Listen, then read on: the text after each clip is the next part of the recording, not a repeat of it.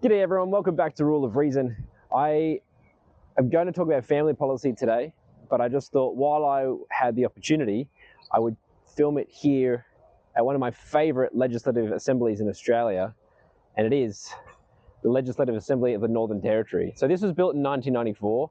I don't want to bore you with too much architecture stuff because this is not an architecture podcast, but it was built in 1994, and you can see that the architects actually did a really great job of encompassing the tropical feel of the Northern Territory in the top end into the structure of the building. I love it. I think it's a spectacular building. Anyway, we're going to go inside, and hopefully I can find some space to run through a podcast. Let's have a look at the chamber and talk about why family and family policy is, in my opinion, the most important policy that every government in the world should be focusing on, and yet most seem to just look over the top of it. So let's go inside and have a look. Here's the thought for you. If family is the most important thing in life, why do most governments seem to treat it like an afterthought when it comes to family policy? I'm going to have some interesting thoughts as I walk through. This is the main hall of the Legislative Assembly here in the Northern Territory, and it's absolutely stunning. But I've come across this. It's called the Tattered Flag, and it was found at the intersection of Smith and Bennett Streets in Darwin on the afternoon of 19th of February 1942. Now, for any of you who know your history, it's a pretty significant time in world history, and it was donated by Captain Hill of the 43rd Battalion. And the reason why I talk about our flag here in Australia is because this is what unites us. People like to think this is what divides us, but all families are united underneath that flag for this lovely, wonderful country that we live in. So the problem that I see, and it goes for almost every country, is political policy at the moment seems to reward parents for outsourcing parenting. Today I want to have a brief overview of family policy. I'm not going to talk about individual policies, but I'm going to talk about why the family is important and why a lot more emphasis should be put on family policy. And the reason why I think it is important is because the family unit is the core of everything in our world. It doesn't matter who you are, you have a family, whether it's a loving family, a surrogate family, a fractured family. Everyone has one. And what we know to be true about family is that it makes or breaks people in their future. And I truly believe that if we could educate people, we could break the cycle of broken homes, it would fix like 90% of the societal problems that we have. Like, the government injects a large portion of their policies to pay for. Families rise or raise the next generation, and families directly affect policy on education, welfare, healthcare, and the state of the workplace. If we can get family right, crime will go down, welfare will go down, healthcare will go down. The Brookings Institute states that in the studies they've done, children in a two-parent household are 20 to 40% more likely to graduate from high school, avoid teen pregnancy, and to avoid jail.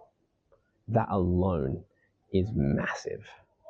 The next thing that I want to talk about is the fact that we put all of this money into policies for childcare and for outsourcing our parenting duties. But if someone chooses to stay at home, whether that be the mother or the father, to raise the kids on their own, they get no benefit at all. Now, in Australia, a day's place in a childcare centre can cost $180 a day. And we have the CCS, the childcare subsidy, and that costs the government a lot of money. But when someone says, no, I want to raise my own kids at home and provide what I would argue is better care than what a childcare worker can do because they are raising their own child, they get no payment, and yet doing a better job now in the short term, which will also reduce costs for the government in the long term. People often say that a stay-at-home parent is just unpaid labour. But it's not unpaid labour, it's unrecognised labour.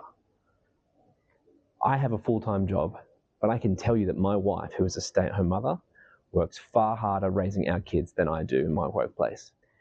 And I think the problem is, as a Western society, we've started to treat raising kids as a luxury or an accessory or something fun to do.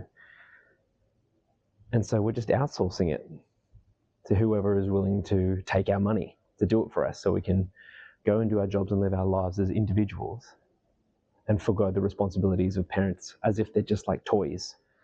Now, there's been a lot of talk, at least in Australia, of recent times, of getting universal childcare so that everyone can have childcare all the time and it's free.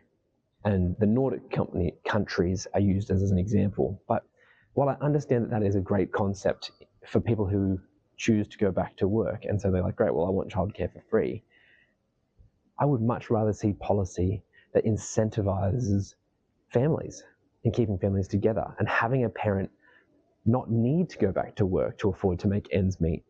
Because all of these policies, to me, it just seems like it's all geared to force you, both parents, to have to go back to work to afford to be able to make ends meet.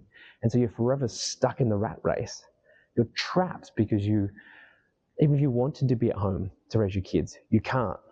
And I think that's where we should be working on it. We shouldn't be trying to make the rat race less painful. We should be creating policies so that people don't have to be in it if they don't want to be. A really great policy that we have implemented in Australia is 18 weeks of paid parental leave. When I had my 4 kids, or when my wife had our 4 kids, I got 1 week.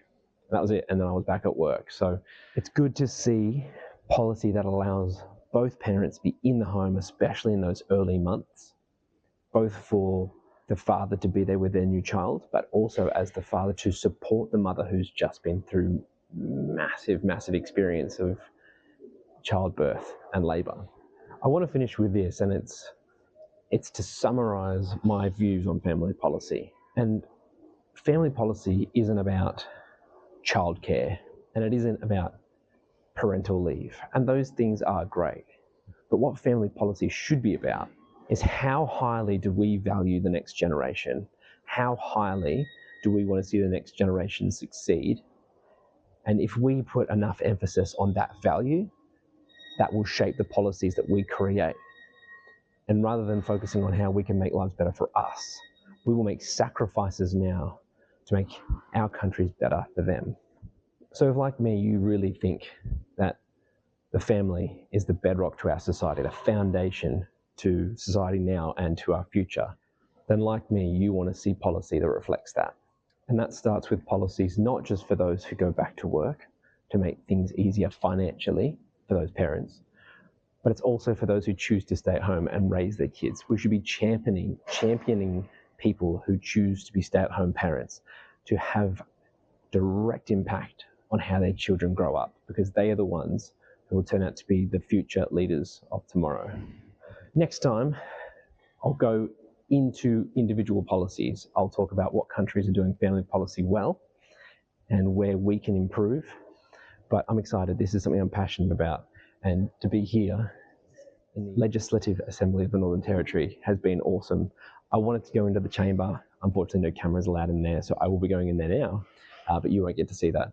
But I hope you got something out of today, and I'll see you next time, guys. See ya.